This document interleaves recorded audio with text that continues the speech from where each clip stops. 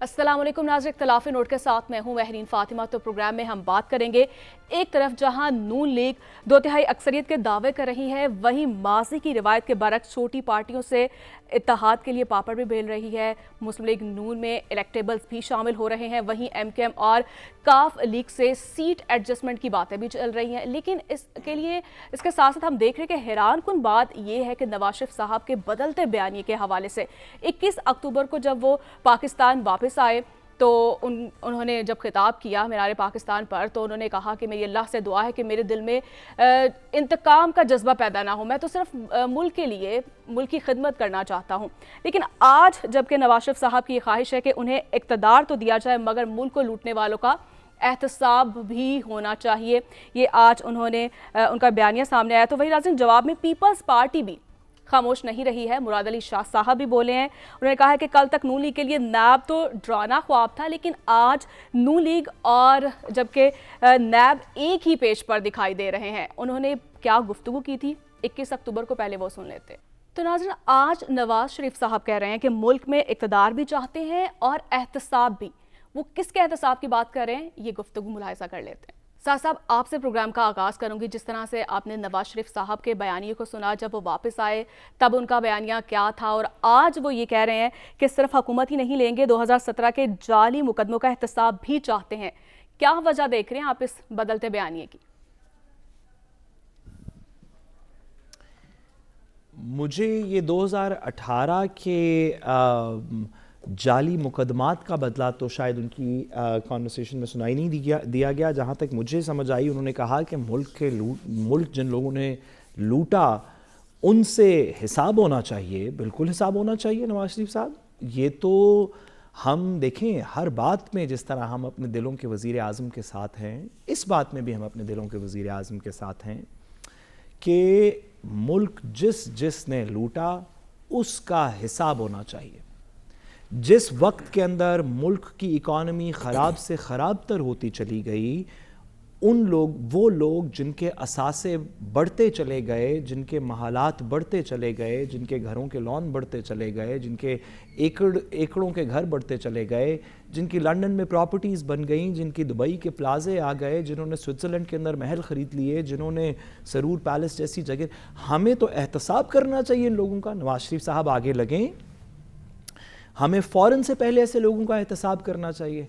हमें ऐसे लोगों का एहतसाब करना चाहिए जो एहतसाब के शिकंजे से छुप के मुल्क से बाहर चले जाते हैं। ऐसे लोगों का एहतसाब करना चाहिए। जब तक उन लोगों का प्रॉपरली एहतसाब नहीं होगा तो लूटी हुई दौलत पाकिस्तान में कैसी लाई जाएगी। नवाज शरीफ साहब क्योंकि अदालत में ऑलरेडी कह चुके हैं, इस्लामाबाद हाई कोर्ट में कल परसों की प्रोसीडिंग्स में उनके वकील कह चुके हैं कि हसन नवाज साहब का और हुसैन नवाज साहब का हम जवाब नहीं देंगे, वो इंडिपेंडेंट हैं, वो अपना जवाब खुद देंगे। उन्होंने एक लाताल्लुकी का इजहार किया उनके फाइनेंशियल मैटर्स से। तो मुझे यकीन है कि बतौर वज़ीर आज़म, क्योंकि नवाज शरीफ साहब का कोई डायरेक्ट इस तरह ताल्लुक़ नहीं उनसे, तो वो लोग जो कि मुल्क से बाहर एहतसाब के अमल को अवॉइड करके बैठे हैं, उनसे पूछा जाएगा। नवाज शरीफ साहब आगे लगें, हम सब इसमें साथ हैं।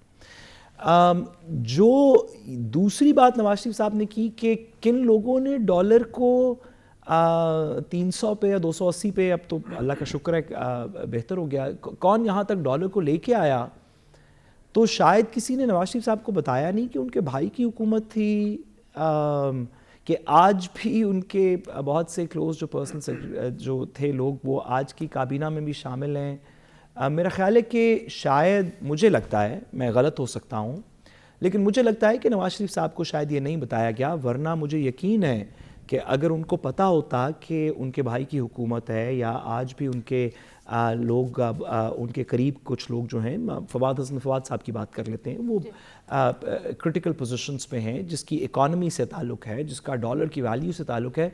मुझे लगता है नवाज शरीफ साहब को बताया नहीं गया, क्योंकि अगर उन्हें बताया गया होता तो वो ज़रूर कोई ना कोई ऐसा मुस्बत तरीका बताते अपने भाई को या अपनी ही पार्टी की गवर्नमेंट को। हमने देखा कि 2018 में भी एहतसाब का नारा लगाया गया था।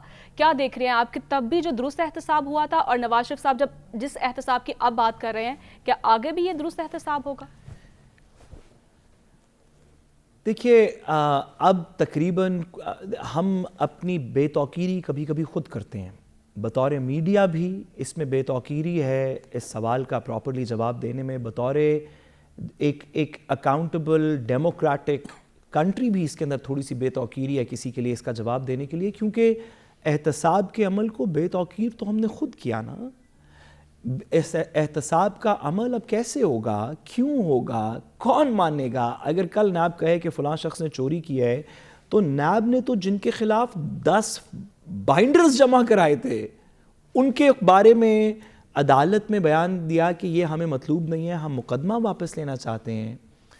تو مجھے نہیں پتا کہ کیا انسٹیٹیوشنل ریفارم کرنا پڑے گا احتساب کے عمل کو واپس کریڈیبل کرنے کے لیے، کیونکہ اب آپ دیکھیے نا جو پولیٹیکل ڈیوائیڈ ہے، کچھ لوگ احتساب کے عمل کو 2018 میں کرٹیسائز کر رہے تھے، وہ تمام لوگ جو 2018 میں کرٹیسائز کر رہے تھے، نواز شریف صاحب کی پارٹی، فضل الرحمان صاحب کی پارٹی، پاکستان پیپلز پارٹی، دیگر لوگ جو کر رہے تھے، وہ تمام لوگ اب واپس نیب کی تعریف تو نہیں کر سکتے۔ انہوں نے تو کہا کہ اس سے تو بلیک انسٹیٹیوشن کوئی نہیں ہے۔ اب جو دوسری سائڈ پہلے نیب کو کچھ سپورٹ کرتی تھی، اب وہ بھی اس کی تنقید کر رہی ہے۔ میں اس میں نیب ایز این انسٹیٹیوشن کی بات نہیں کر رہا، ہم صرف نیب ایز ایک ادارے کے بارے میں بات نہیں کر رہے، ہم اس پروسیکیوشن کے عمل کے بارے میں بات کر رہے ہیں جس میں پروسیکیوٹرز بھی ہیں، انویسٹیگیٹرز بھی ہیں، نیب بھی ہے، احتساب کی عدالتیں بھی ہیں۔ اس پورے سسٹم کے اندر جو ہمارا اکاؤنٹیبلٹی کا سسٹم ہے، اس میں اب کیا کرنا پڑے گا؟ میں آپ سے پوچھنا چاہتا ہوں، بلکہ زیادہ بہتر ہو آپ کی اجازت اگر ہو تو میں اپنے بھائی عدیل صاحب سے پوچھنا چاہتا ہوں کہ اگر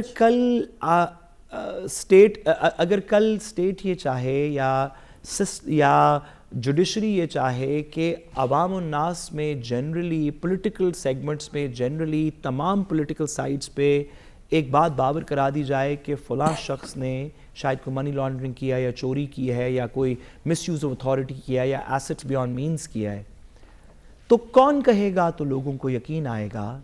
کون سا ادارہ، کون سا شخص، کون سی ججمنٹ یہ کہے گی؟ تو not only will justice be done but it will manifestly seem to be done، یعنی کہ انصاف صرف ہوگا نہیں، انصاف ہوتا نظر آئے گا، لوگوں کو دل میں یقین آ جائے گا کہ ہاں واقعی چوری کرنے والے کو پکڑا گیا۔ عدیل صاحب کیا کرنا پڑے گا اس کے لیے؟ جی عدیل صاحب دیکھیں، احتساب تو ہمارے ملک میں مذاق بن گیا ہے، اور جتنا ڈسکریڈٹ حالیہ کچھ دنوں میں ہوا ہے، اب تو میں نہیں سمجھتا کہ کسی بھی سیاسی جماعت کے بیانیے کے لیے یہ احتساب کا چورن بک سکتا ہے۔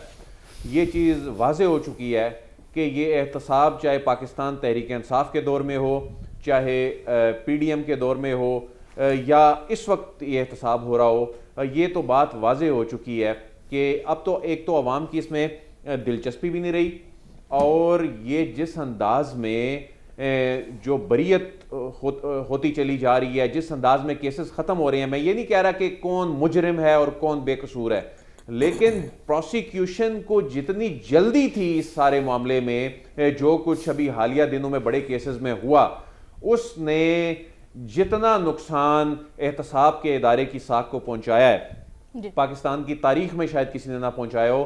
اس سے پہلے تو سیاستدان انگلی اٹھاتے تھے نا، اس سے پہلے تو سیاستدان ڈسکریڈٹ کرنے کی کوشش کرتے تھے جب احتساب کی بات ان کے خلاف ہو رہی ہوتی تھی، لیکن اس مرتبہ تو خود پروسیکیوشن نے، احتساب کرنے والے ادارے نے، اس کے عملے نے، اس کے پالیسی سازوں نے جو ہے وہ خود اس کو اتنا ڈسکریڈٹ کر دیا ہے کہ جو کچھ ابھی ہوا ہے۔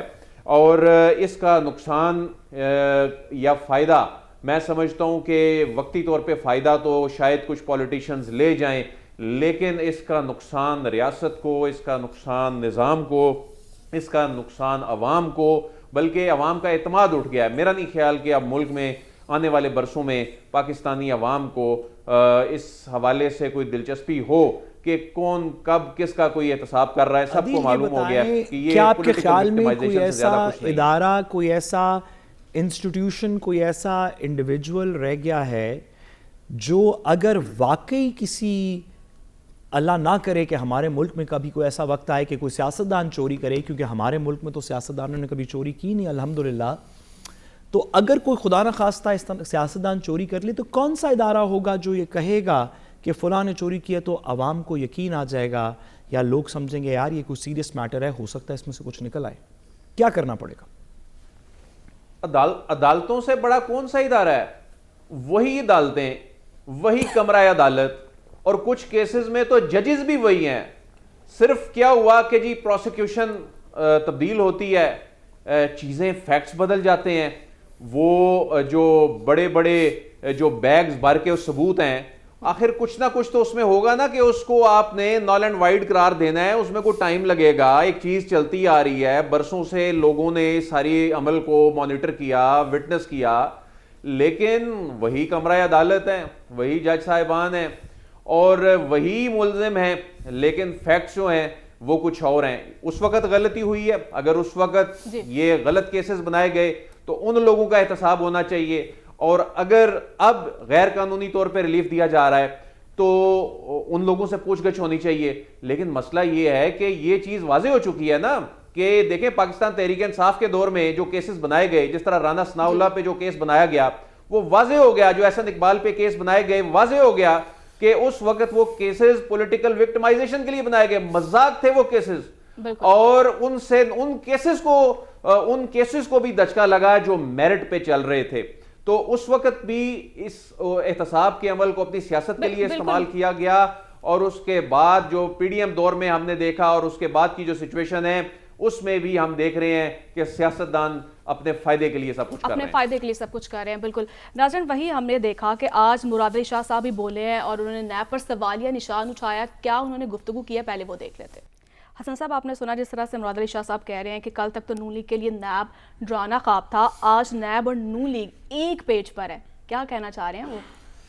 دیکھیں، وہ اصل میں بات اتنی سی ہے کہ ہر بندہ اس وقت جو ہے وہ لاڈلا بننے کی دوڑ میں ہے، اور ایک وقت میں ایک ہی لاڈلا بن سکتا ہے، سارے تو لاڈلے نہیں بن سکتے، اور ایک وقت میں ایک ہی شخصیت آگے آ سکتی ہے. ماضی میں بھی ہم نے دیکھا اور ابھی بھی یہی ہے. جو رہ جاتا ہے لاڈلا بننے کی دوڑ میں، مزیدار بات کی، اور جو لاڈلا بننے کی دور میں رہ جاتا ہے وہ دوسرے پر الزام تراشی شروع کر دیتے ہیں. لیکن اس سارے معاملے میں لاڈلا بنے یا نہ بنے، عوامی مفادات، عوامی مقاصد وہ کہاں پہ کریں؟ آپ نے غریبوں کو روٹی کپڑا مکان کے نعرے دینے، دعوے دینے، آپ نے جو طلبہ کے پاس جو ڈگریاں لے کر بے روزگار پھر رہے ہیں ان کو آپ نے جھوٹے دعوے اور خواب ہی دکھانے ہیں، اور پھر دوسری طرف آپ بات کرتے ہیں ہم ملک کو ترقی کی راہ پر گامزن کرنے کے لیے ہم ایک زبردست ایجنڈا لے کر آئے ہیں، اور آج تک روڈ میپ کوئی بھی پارٹی نہیں دے سکی. مجھے یہ سمجھ نہیں آتی کہ ہم افسانوی جو ہے وہ خوش فہمی میں کب سے مبتلا ہیں اور اس سے نکلتے کیوں نہیں ہیں. ہم صرف جو ہیں وہ افسانے ہی پڑھتے ہیں، ان سے سنتے ہیں، تاریخ دوبارہ دہراتے ہیں اور پھر معاملہ وہیں کا وہیں آ جاتا ہے.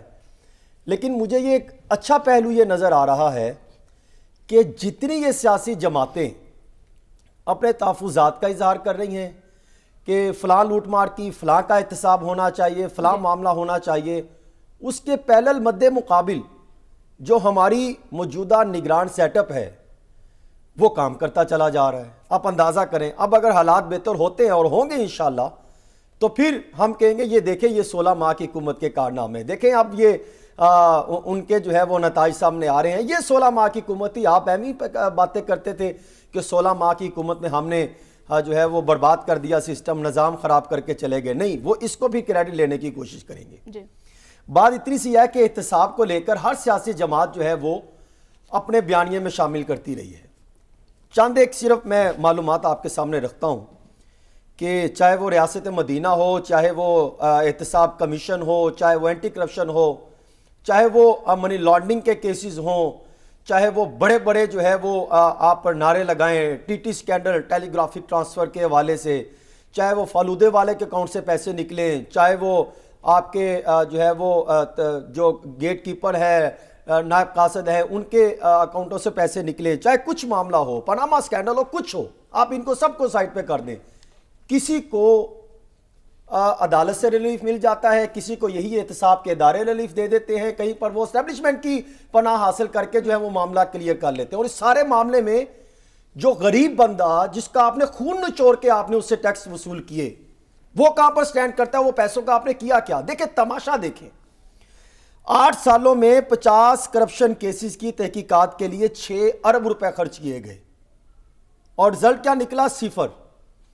10 سالوں میں 900 ارب روپے کے کرپشن کی تحقیقات کے لیے 27 ارب روپے خرچ کیے گئے، لیکن کسی ایک بڑے لیڈر کے خلاف جو ہے وہ سزا مستقل نہیں سنائی گئی تو اس کو سیاسی ڈھانچہ دیکھتے ہوئے معاملہ کو ختم کر دیا گیا.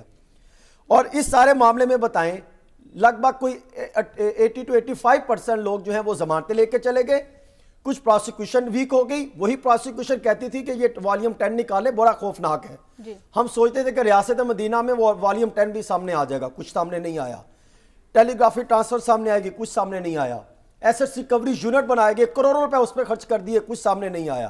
یہ حکومت آئی 16 ماہ کی، ہم عوامی مفاد کو سامنے رکھتے ہوئے بے روزگاری ختم کرنے آئے ہیں، عوامی مفاد بہتر کریں گے. اور پھر یہ بھی نعرہ لگایا گیا کہ جو مہنگائی ہے اسے کم کی جائے گی. یہ تاریخ بتاتی ہے، ریکارڈ بتاتا ہے کہ 16 ماہ کی حکومت میں تاریخی جو ہے وہ مہنگائی ریکارڈ کی گئی. میں نہیں کہہ رہا، ڈاکومنٹس بتاتے ہیں. پھر آگے آ جائیے، پھر کیا کیا گیا؟ اپنے کیسز معاف کروائیں. وہی احتساب کے ادارے جس کو وہ دوسرے استعمال کرتے رہے، وہی چھتری کے تلے آ کے وہ سارے وہاں پر شفٹ ہو گئے. اور پھر کیا ہوا؟ اپنے کیسز ختم کرا کے دوسروں کے کیسز بن گئے. اب ہوا کیا کہ سب جو ہے وہ چور چور پر آ گئے، وہ بھی چور، وہ بھی چور، وہ بھی چور. ایسے لگتا ہے کہ پاکستان میں کسی کے پاس جو ہے وہ سفید کپڑا موجود ہی نہیں ہے. سب جو ہے سفید کپڑے پر کوئی نہ کوئی دھبا لگا کر پھر رہے ہیں. اور جاتے کس کے پاس ہیں؟ عوام کے پاس. عوام کو کیا خواب دکھاتے ہیں کہ ہم آپ کے مقاصد کی بات کریں گے، آپ کے مفادات کو لے کر پارلیمنٹ میں جائیں گے. صرف آپ گزشتہ اور کوئی دور نہ جائیں، 70 سے لے کے اب تک کا ریکارڈ اٹھا کے دیکھ لیں کہ یہ بڑے بڑے ترم خان سیاستدان یہ پارلیمنٹ میں بیٹھ کے کیا عوامی مفادات کی باتیں کرتے ہیں. یہ باتیں کرتے ہیں ہمارا فلاں بیوروکریٹ نے فون نہیں سنا، ہمیں فلاں ٹھیکہ نہیں ملا، ہمارا فلاں روڈ نہیں بن سکا، سیوریج کا ٹھیکہ فلاں کو نہیں ملا. اور ان ترقیاتی منصوبوں کی اگر آپ تحقیقات کروائیں گے تو آپ کو کرپشن کے انبار لگیں گے، لوٹ مار کے کارخانے نظر آئیں گے. یہ میں نہیں بتاتا، یہ ڈاکومنٹس بتاتے ہیں، حقائق بتاتے ہیں، زمینی حقائق بتاتے ہیں. میرا کام ہے میں زمینی حقائق گراؤنڈز پہ جا کر دیکھتا ہوں. ایز اے رپورٹر ہم نے دیکھا کہ کرپشن کے انبار ہر دور میں لگے، دوسروں پر لگاتے رہے. تو یہ تو پھر تماشا ہے. پھر آپ عوامی مفاد پہ کیوں بات نہیں کرتے؟ عوامی ایجنڈا جو لے کر آتے ہیں اس پر کیوں بات نہیں کرتے؟ احتساب کی سارے باتیں کرتے ہیں. مسئلہ یہ ہے کہ احتساب کا ادارہ یہ سیاستدان ہی بننے نہیں چاہتے کہ ایک جو ہے شفافیت کی بنیاد پر احتساب کا معاملہ ہو. اس سب کے لیے بہتر ہے کہ آپ احتساب اداروں پر جاتے ہیں، آپ میرٹ اور شفافیت کی بنیاد پر انتخابات کروا دیں. عوام خود ہی ان کا احتساب کر لے گی کہ کون اس قابل ہے یا نہیں ہے جو پارلیمنٹ پہ رہ کر ان کے حوالے سے بات چیت کر سکے. اور سب کو وہ جو بات کریں لیول پلینگ فیلڈ کی، کبھی یہی سیاسی جماعت لیول پلینگ فیلڈ مانگتی تھی. اور مجھے لگ رہا ہے کچھ دیر نہ ہو جائے پھر یہ بھی نون لیگ والی سیاسی جو ہے وہ لیول پلینگ فیلڈ نہ مانگتے پھرے، کیونکہ کبھی یہ قبولیت کے پاپڑ بیلتے تھے، کبھی مقبولیت کے پاپڑ بیلتے ہیں. بس پاپڑ ہی بیلتے ہیں عوامی مفاد کے لیے. ان کے ذہن میں ان کے خواب میں بھی کوئی ایسا منصوبہ نہیں ہے جو عوامی مسائل کا جو بیانیہ وہ کسی کے پاس بھی نہیں ہے. چند روز ہم نے پہلے دیکھا کہ مسلم لیگ نون جو ہے سولو فلائٹ پر حکومت بنانے کے دعوے کر رہی تھی، لیکن آج ہم دیکھ رہے ہیں کہ چھوٹی سیاسی جماعتوں سے جو ہے انہیں اتحاد کرنا پڑا. اس کی وجوہات کیا ہے، گراؤنڈ ریئلٹیز ہے کیا، اسی پر ہم بات کریں گے. لیکن ایک چھوٹی سی بریک کے بعد اسٹے ود اس.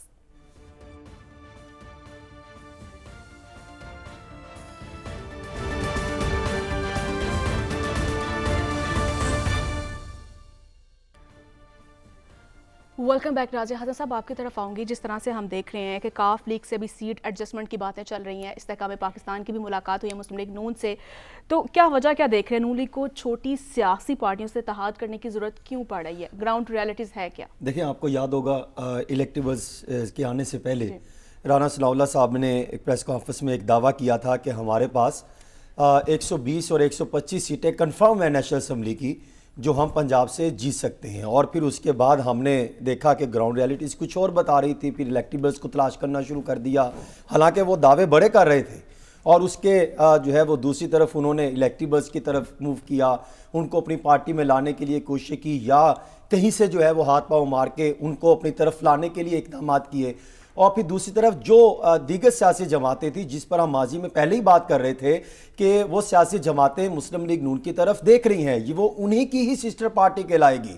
آپ کو یاد نہیں جب نواز شریف صاحب آئے تھے تو چودھری صاحب ان کو ریسیو کرنے ایئرپورٹ پر موجود تھے، تو وہ تصویر کسی سے ڈھکی چھپی نہیں تھی. اسی وقت بھی ہم یہ باتیں کریں تو یہی ہوا کہ کل ایک 2 روز قبل جس طریقے سے نواز شریف صاحب خود گئے چودھری شجاعت صاحب سے پہلے انہوں نے ملاقات کی اور اس میں انہوں نے 6 سیٹوں کی ڈیمانڈ کی ہے نیشنل اسمبلی کی اور 10 سیٹوں کی ڈیمانڈ کی ہے پنجاب اسمبلی کی کہ وہاں پر ہم سیٹ ایڈجسٹمنٹ کر سکتے ہیں.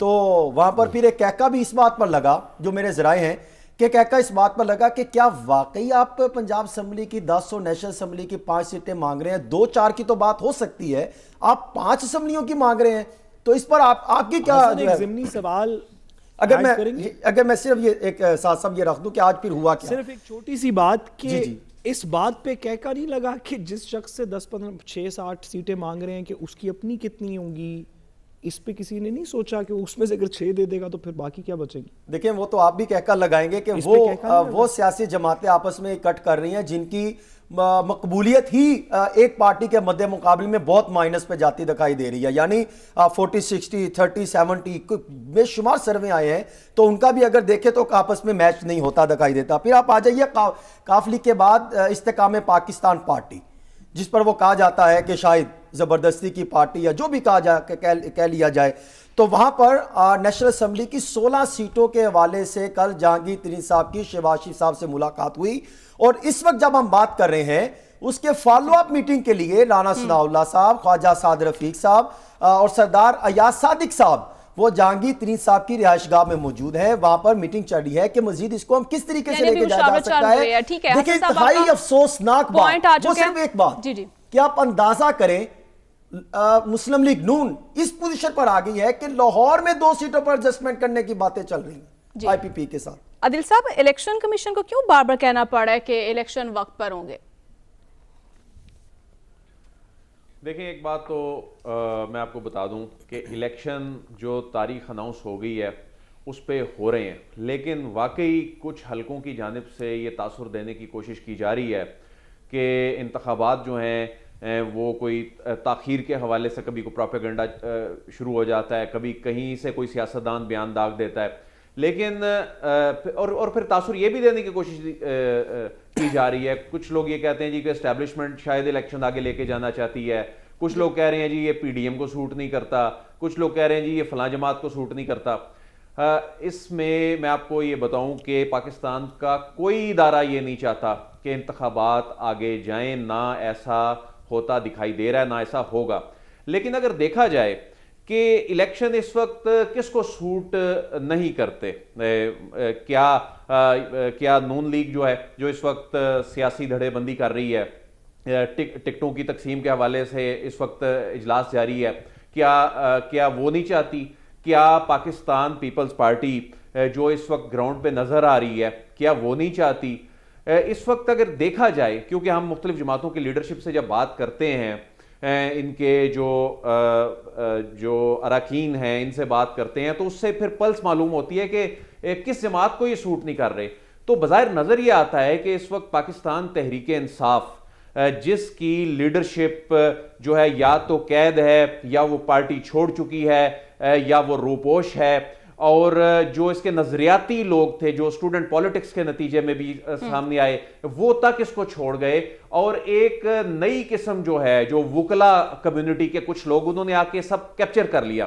تو یہ چوتھی قسم جو پی ٹی آئی میں پیدا ہوئی بظاہر وہ اس نے ایک قسم کا ٹیک اوور کر لیا. تو نظر یہ آتا ہے کہ جو پی ٹی آئی کے جو پرانے لوگ ہیں جو اگر ان سے بات کر کے آپ دیکھیں تو وہ یہ چاہتے ہیں کہ اس سچویشن میں ان کو شاید الیکشن سوٹ نہیں کرتا. ٹھیک ہے, الیکشن سوٹ نہیں کرتا, بالکل. ساتھ صاحب سے بھی پوائنٹ لے لیتے ہیں. ساتھ صاحب, تمام سیاسی جماعتیں جو انتخابات میں سرپرائز دینے کا دعویٰ کری, ایسا تو نہیں ہے 8 فروری کو عوام بھی کوئی سرپرائز دے سکتے ہیں؟ دیکھیے میں تو جانتا نہیں کہ عدیل صاحب کیا بات کر رہے ہیں کہ ایک آدھ پولیٹیکل پارٹی ایسی ہے جو کہ الیکشن میں نہیں جانا چاہتی. میرا خیال ہے کہ سب سے زیادہ تو شاید نواز شریف صاحب الیکشن میں جانا چاہتے ہیں, جن کو پتہ ہے کہ اس ملک کے طول و عرض میں کراچی سے خیبر تک, گجرانوالہ سے گوادر تک ہر شخص کے دل میں ان کی محبت ہے اور ہر شخص کے لبوں پہ ایک انہی کا تو نام ہے. تو میں تو اس میں بالکل جیسے کہ باقی کا سارا پاکستان کنونسڈ ہے, آپ بچے سے ذرا جا کے گلیوں محلوں میں پوچھ لیں لوگوں سے پوچھ لیں، نوجوانوں سے پوچھ لیں، وہ لمس کی یونیورسٹی سے لے کے کسی پستہ یا پسماندہ علاقے کے کسی اسکول میں جا کے پوچھ لیں، تو سب لوگ نواز شریف صاحب کی محبت میں گرفتار ہیں. مجھے یقین ہے کہ اگر 100 میں سے 100 نہیں پڑے ووٹ، اگر 100 میں سے 102 103 نہیں پڑ گئے ووٹ، تو 98-99% ووٹ تو کہیں نہیں گئے. میرا خیال ہے صرف ایک یہی سرپرائز ہوگا. ٹھیک ہے سعد صاحب، آپ کا پوائنٹ آ چکا ہے. تو ناظرین مجھے بریک کی جانب بڑھنا ہے، تو بریک کے بعد ہم بات کریں گے غزہ پر اس وقت کیا صورتحال ہے وہاں پر. آپ ہمارے ساتھ رہیے گا.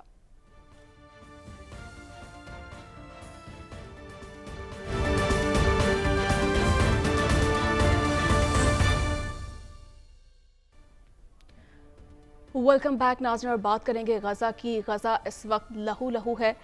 عرب میڈیا کے مطابق 7 اکتوبر سے اب تک اسرائیلی فوج 17,200 سے زائد فلسطینیوں کو شہید کر چکی ہے. مگر افسوس اور مایوسی یہ ہے کہ طاقت کے نشے میں بدمست اسرائیل کو روکنے میں اقوام متحدہ اب تک ناکام ثابت ہوا ہے. ڈرو اس وقت سے، بروز محشر خدا کے آگے غزہ کا بچہ گواہی دے گا کہ زور سارا تھا گفتگو پہ. عرب کہاں تھے، عجم کہاں تھے، یہ سوال ہوگا اور سب کا حساب ہوگا.